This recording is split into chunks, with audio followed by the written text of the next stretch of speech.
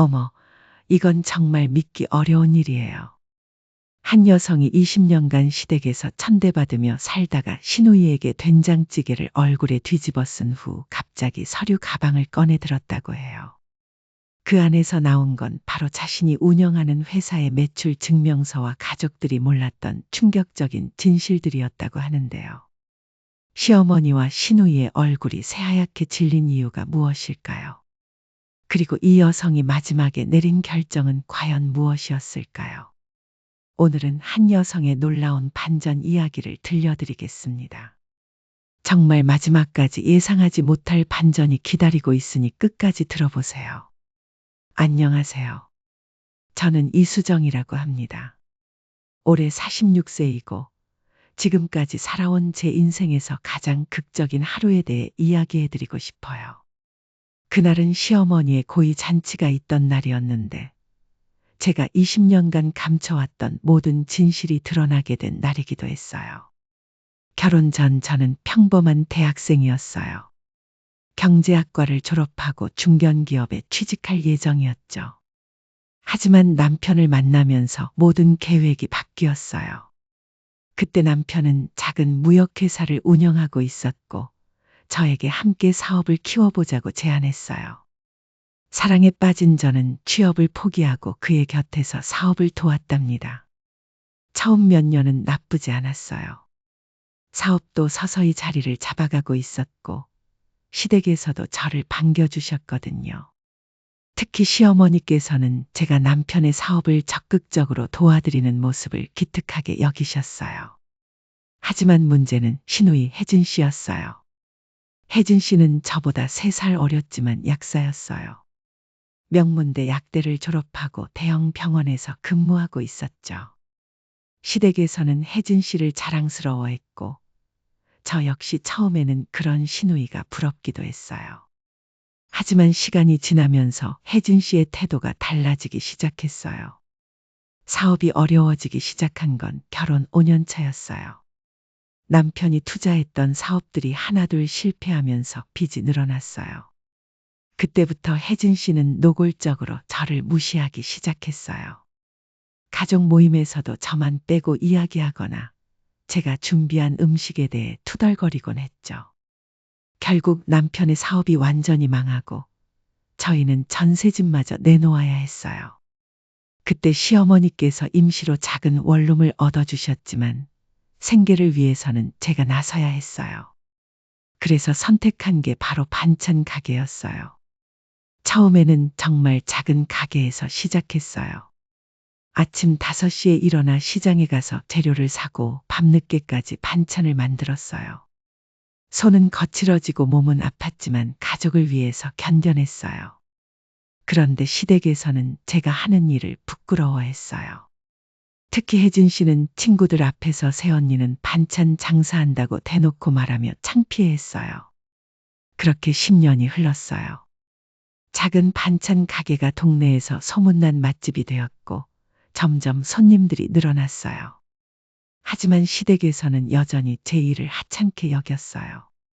명절 때마다 혜진 씨는 저에게 냉소적인 말을 던졌고 시어머니께서도 딸 자랑만 하셨어요.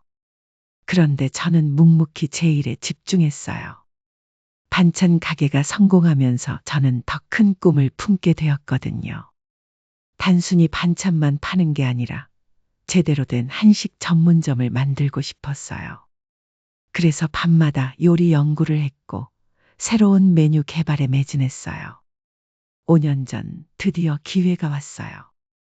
지역 상공회의소에서 주최한 소상공인 박람회에 참가하게 되었는데 그곳에서 한 프랜차이즈 업체 관계자를 만났어요. 그분이 제 불고기와 갈비탕을 맛보시더니 깜짝 놀라며 사업 제안을 하셨어요. 저만의 레시피로 프랜차이즈 사업을 해보자는 거였어요. 처음에는 믿기지 않았어요. 반찬 가게를 하던 제가 프랜차이즈 사업을 한다니요. 하지만 그분은 진심이었고 저 역시 용기를 내어 도전해 보기로 했어요. 수정인의 집밥이라는 브랜드로 첫 번째 매장을 열었는데 예상보다 훨씬 큰 반응을 얻었어요. 그 과정에서 저는 남편에게는 물론이고 시댁에도 아무 말하지 않았어요. 어차피 믿어주지도 않을 것 같았고 실패했을 때 더 큰 조롱을 받을까봐 두려웠거든요. 대신 조용히 혼자서 모든 걸 준비했어요. 사업자 등록도 제 이름으로 하고 직원들도 제가 직접 교육했어요. 놀랍게도 사업은 큰 성공을 거두었어요. 2년 만에 가맹점이 15개로 늘어났고 매출도 크게 증가했어요.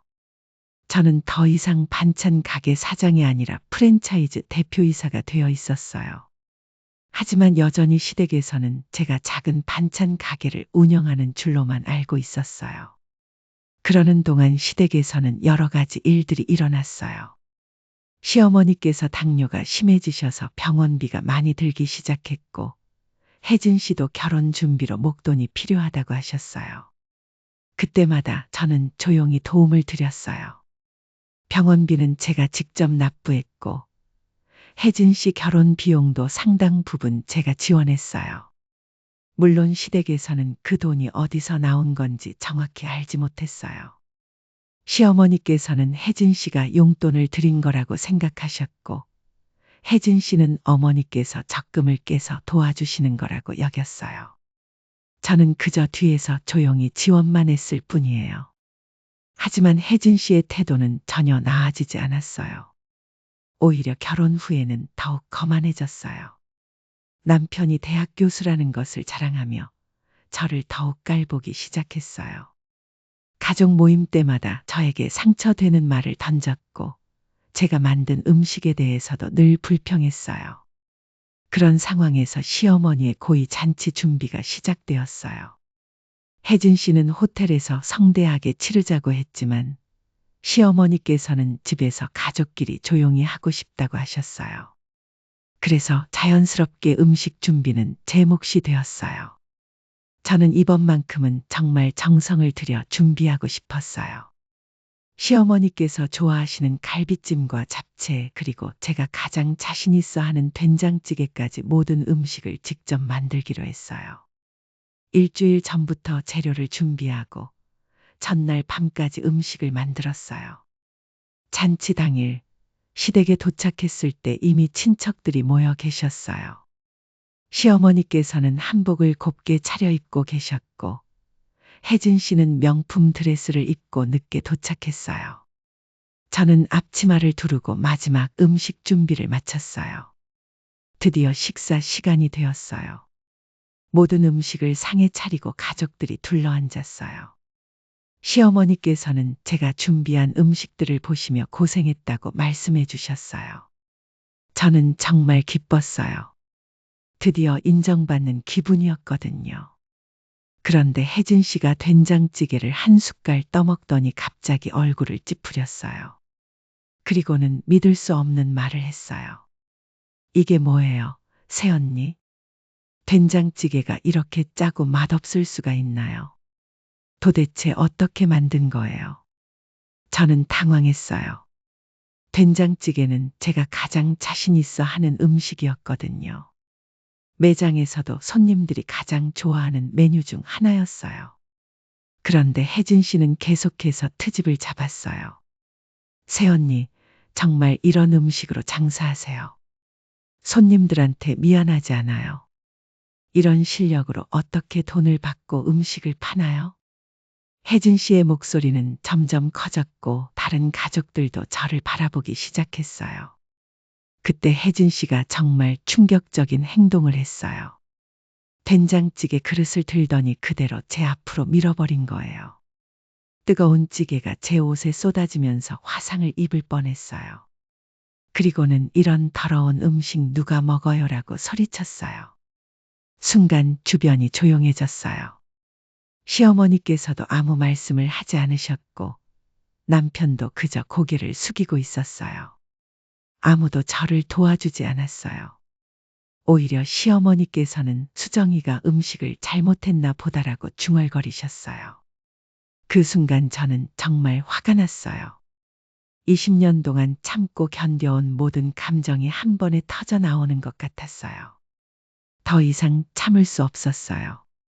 이제는 진실을 말할 때가 됐다고 생각했어요.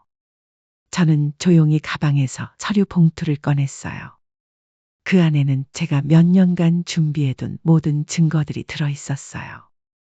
사업자 등록증, 매출 증명서, 통장 내역서 등등 제가 어떤 사람인지 보여줄 수 있는 모든 자료들이요. 어머니, 그리고 혜진 씨. 제 목소리는 떨렸지만 단단했어요. 제가 누구인지, 그리고 지금까지 무엇을 해왔는지 보여드릴게요. 저는 첫 번째 서류를 테이블 위에 올려놓았어요. 수정인의 집밥 주식회사 대표이사 이수정. 이게 바로 제 진짜 신분이에요. 혜진 씨의 얼굴이 순간 굳어졌어요. 시어머니께서도 눈을 크게 뜨시며 서류를 바라보셨고요. 회사라고요.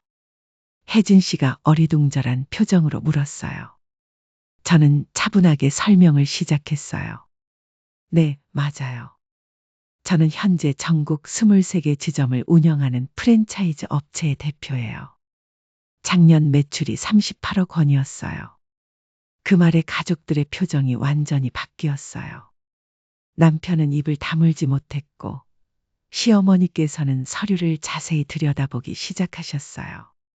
하지만 혜진 씨는 여전히 믿지 못하겠다는 표정이었어요. 거짓말이에요. 새언니가 언제 그런 큰 사업을 했다고요? 반찬 가게나 하면서 무슨 38억이에요. 혜진 씨의 목소리에는 당황스러움이 묻어 있었어요. 저는 두 번째 서류를 꺼냈어요. 이건 세무서에서 발급받은 소득증명서예요. 그리고 이건 은행 거래내역서고요. 모든 게 사실이라는 걸 증명할 수 있는 자료들이에요. 시어머니께서 떨리는 손으로 서류들을 하나씩 살펴보셨어요. 그리고는 저를 바라보시며 물으셨어요. 수정아, 그럼 그동안 너희가 어려웠다고 해서 내가 도와준 돈들은 뭐였니? 저는 세 번째 서류를 꺼냈어요. 어머니, 실제로는 반대였어요. 제가 어머니를 도와드린 거였어요. 여기 보세요. 지난 5년간 어머니 통장으로 매월 200만 원씩 송금한 내역이에요. 병원비와 생활비로 사용하시라고 보내드린 거예요. 시어머니의 얼굴이 하얗게 질렸어요. 그럼 혜진이가 보내준 돈이 아니었단 말이니? 혜진 씨도 당황한 표정으로 저를 바라봤어요. 그뿐만이 아니에요. 저는 네 번째 서류를 펼쳤어요. 혜진 씨 결혼할 때 필요하다고 하신 3천만 원도 제가 지원한 거예요. 신혼집 전세금, 지원금도 마찬가지고요. 모든 송금 내역이 여기 다 있어요. 혜진 씨가 벌떡 일어나더니 소리쳤어요. 말도 안 돼요. 그건 엄마가 적금을 깨서 주신 거라고 했잖아요. 저는 조용히 고개를 저었어요. 아니에요. 시어머니께서는 그런 적금이 없으셨어요. 제가 어머니 명의로 통장을 만들어서 송금해 드린 거였어요. 진실이 하나씩 드러나자 가족들의 반응이 극명하게 갈렸어요. 시어머니께서는 충격받은 듯 의자에 주저앉으셨고 남편은 미안하다는 말을 연신 반복했어요. 하지만 혜진 씨는 끝까지 인정하려 하지 않았어요. 새언니, 설령 그게 사실이라고 해도 왜 지금까지 숨기셨어요? 우리를 속인 거잖아요. 혜진 씨의 목소리에는 분노가 섞여 있었어요. 저는 마지막 서류를 꺼냈어요. 이건 혜진 씨와 관련된 내용이에요. 혜진 씨가 지난 2년간 시어머니 통장에서 무단으로 인출하신 내역서예요. 총 1억 2천만 원을 빼가셨더라고요. 순간 모든 것이 정적에 휩싸였어요. 혜진 씨의 얼굴이 새하얗게 변했고 시어머니께서는 믿을 수 없다는 표정으로 혜진 씨를 바라보셨어요. 혜진아, 이게 정말이니? 시어머니의 목소리는 떨리고 있었어요. 혜진 씨는 한참 동안 아무 말도 하지 못했어요. 그러더니 갑자기 울음을 터뜨렸어요. 엄마, 미안해요. 남편이 사업 실패해서 빚이 너무 많았어요. 잠깐만 빌려 쓰려고 했는데 갚을 기회가 없었어요. 혜진 씨의 고백에 시어머니께서는 크게 한숨을 쉬셨어요. 그제야 모든 진실이 드러났어요. 저는 20년 동안 이 집안의 경제적 기둥 역할을 해왔던 거였어요. 그런데도 계속해서 무시받고 천대받아왔던 거죠. 반면 혜진 씨는 가족들의 사랑과 존경을 받으면서 동시에 돈까지 훔쳐가고 있었던 거예요. 저는 마지막으로 이혼 서류를 꺼냈어요. 여보, 그리고 가족 여러분. 저는 더 이상 이 집안의 며느리로 살고 싶지 않아요. 20년 동안 제가 받은 상처와 모멸감을 생각하면 더 이상 참을 수 없어요. 남편이 울먹이며 제 손을 잡았어요. 수정아, 제발. 내가 잘못했어. 다시 한번 기회를 줘. 하지만 저의 마음은 이미 돌이킬 수 없는 지경에 와 있었어요. 저는 시어머니를 바라봤어요. 어머니, 제가 지금까지 이 집안을 위해 얼마나 많은 희생을 했는지 아시겠죠? 그런데도 한 번도 고맙다는 말을 들어본 적이 없어요. 오히려 비하와 무시만 받아왔어요. 시어머니께서는 눈물을 글썽이시며 말씀하셨어요.